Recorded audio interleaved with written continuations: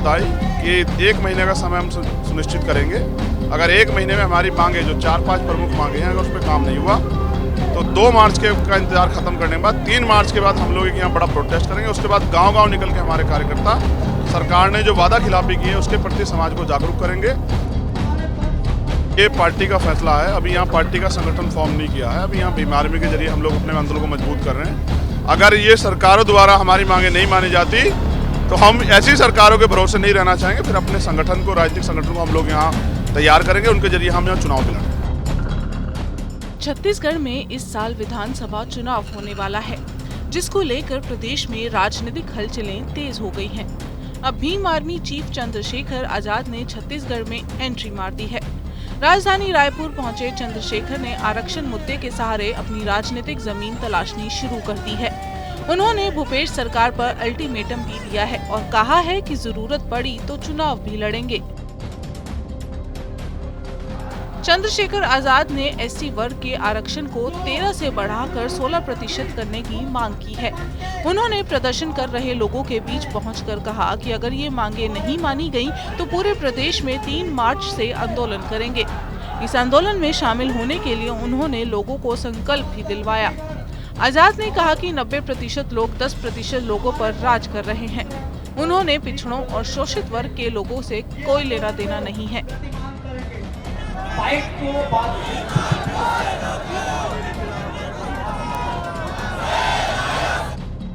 धरना स्थल पर मीडिया से बातचीत के दौरान उन्होंने कहा कि अगर जरूरत पड़ी तो आने वाले चुनाव में अपना नेता भी मैदान में उतारेंगे।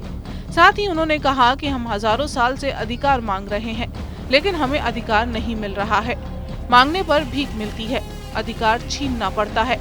छीनने से शक्ति लगती है। जिनकी सत्ता होती है वो किसी के भी आगे हाथ नहीं फैलाते। छत्तीसगढ़ में आदिवासियों के साथ जुल्म किया जा रहा है और उनके अधिकार छीने जा रहे हैं। वादे तो बहुत सारे किए थे। प्रमुख वादा था कि जो बीजेपी ने अन्याय किया है, जो अधिकारों के साथ कटौती की है, जब हमारी सरकार आएगी तो हम उसको यथावत करेंगे। 4 साल से ज़्यादा का समय हो गया, दोबारा पुनः चुनाव आ गया है।